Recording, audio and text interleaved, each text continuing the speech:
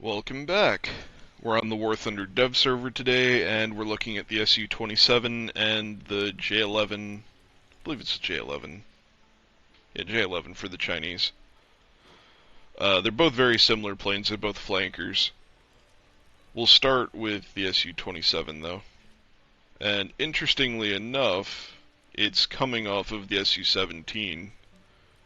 My friends and I thought it might come off the Yak 141, kind of how the SMT comes off the MiG-29, but seeing as it's a Sukhoi, it kind of makes sense for it to come off some of the other Sukhois. It's interesting, though, because these are more like attack planes, strike fighters, and the Su-27, it can carry ordnance, but it is an air supremacy beast. And it's going to be able to carry a whopping 10 missiles. And with the custom loadouts, you should be able to make some really interesting and potent combinations. So what I'm thinking is 4 R-73s, 2 R-27 ETs, and then round out the last 4 with R-27 ERs. So you've got 4 missiles for either lancing with people or shooting at people you can get radar locks and maintain them on. You've got 2 long-range IR missiles for either people who aren't expecting you, or people you don't want to let know that you're there, or people that are trying to run away from you that you either can't keep a radar lock on or you want to break off of. And then you've got your 4 R-73s to just be spicy and fly all over left, right, and up and down, and all the places where you don't expect a missile to be able to turn. As far as the ordnance, though, they have plenty of bomb capacity with the 250s, with the 500 kilos. And they've got access to the S-13s and the S-25Os, which are both pretty respectable missile sets, or rocket sets. I'm sure it'll do very well in a casserole if you bring it into it, but I think for the time being, if you have access to the SMT, I would rather bring the SMT, just because you can bring KH-29s and Cab 500s, which I think are going to be safer for you to bring into ground battles. But with that, let's get out there and bring it into a test flight. We'll bring the R-73s, since that's all we really have access to, and we'll bring 20 minutes of fuel.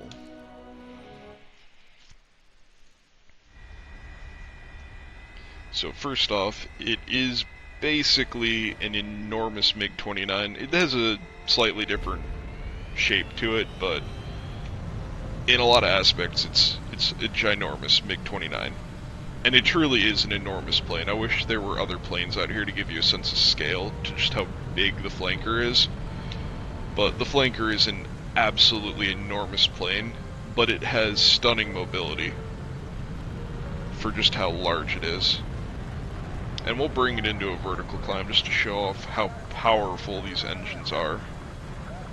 Look at that, we're like a rocket headed to orbit. And while we're heading up, let's see what we have on board. We have Search PD, TWS, Search PD head-on, TWS head-on. All sorts of nice little bells and whistles, different arcs, different ranges. We have our acquisition mode for our turning fights, and we also have our bore-sighted mode, and our large bore-sighted mode. We even have what looks like a helmet-mounted display. Although it looks like right now it's only going up and down, and it doesn't really want to go left and right.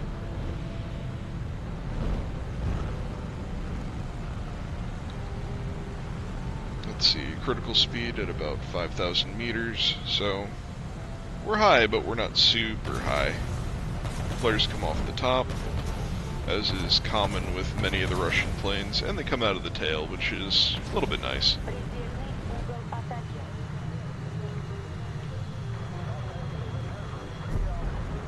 Auto acquisition's working fine. Let's see, do we have the cockpit? We don't have the cockpit yet. Although, listen to the sounds even in this mode. I'm sure that's going to be what it sounds like in the cockpit.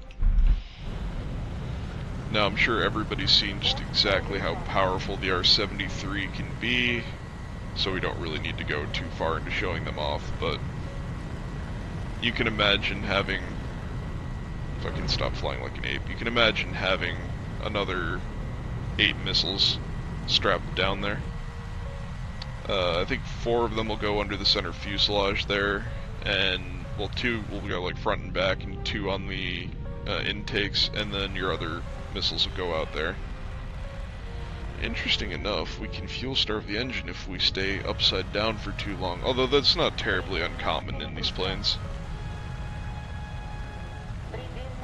Now let's try being maneuverable. I haven't looked to see yet if there's a Cobra button. I know in the real plane there's a Cobra switch that removes some of the limiters and lets you do some truly wild things. I'm sure that some of you have seen the videos of the Su-33s coming in and doing Cobra landings on the Russian carriers, and that switch is kind of what lets them make those maneuvers. They also use them a lot in air shows. Let's see, let's stick our air brake out. Similar to the F-15, we have a big fin on our back.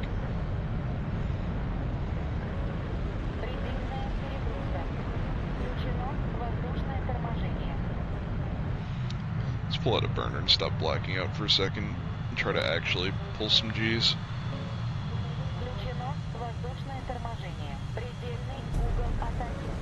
Yeah, we can pull pretty hard. We can turn pretty quickly.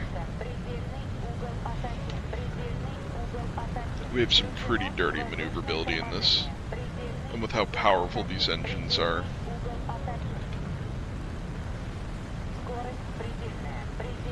Yeah, I think if I took the instructor off, I could probably almost Cobra there. I'm trying not to put it into a flat spin. But yeah, it is a sexy airplane with a ton of power, should have a lot of maneuverability, and it's gonna have quite the potent missile loadout.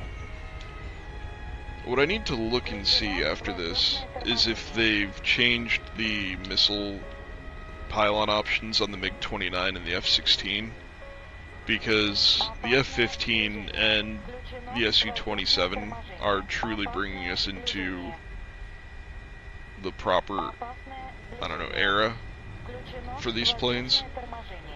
And I'd be curious to see if they've unnerfed the loadouts on the other ones, because for those of you that don't know, right now those planes, they can only carry 2 of their radar guided missiles. In real life they can carry more than that. Oh, look at that, we have 2 little parachutes. Let's see, thrust reversing? No, most planes don't have it, but I like to check. And let's see if we've got the ejection seat yet. We do! Well, good to know.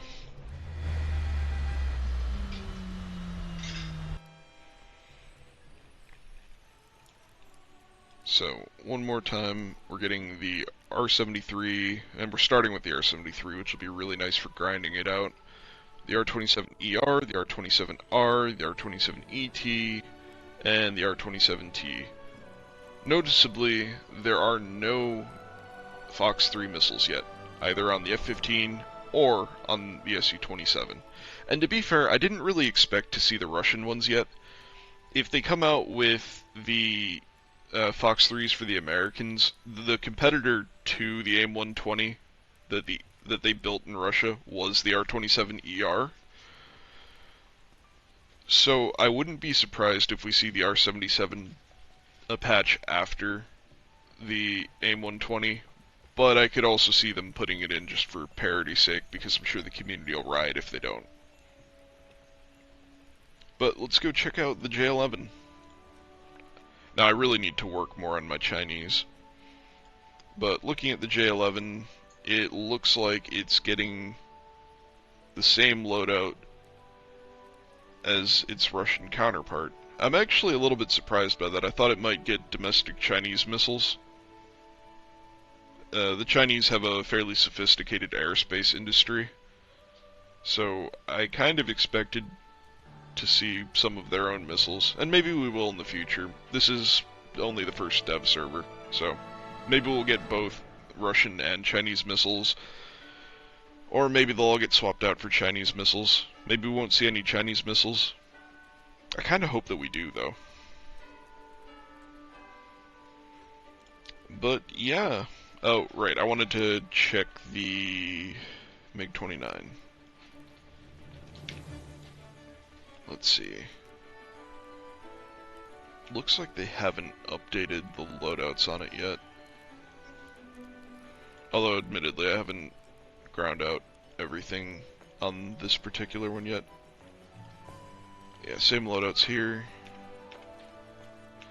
And let's look at the F-16 in particular to see.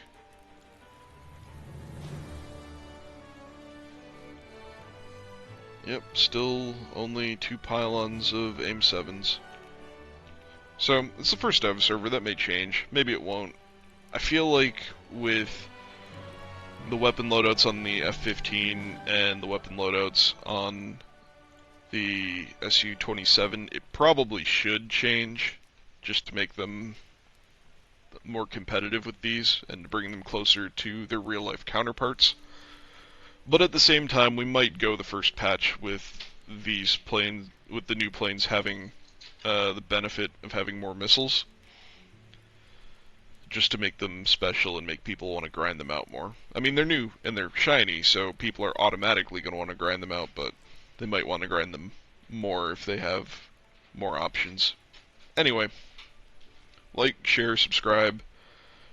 Tell me what you think about the new planes. Are you excited for the Su-27? Are you more excited for the F-15? I've spent some time flying them both in DCS. I think they're both phenomenal planes. I tend to be more of a Russian player in Warthunder, and I tend to be more of a NATO player in DCS, so I'll probably be getting the Su-27 first.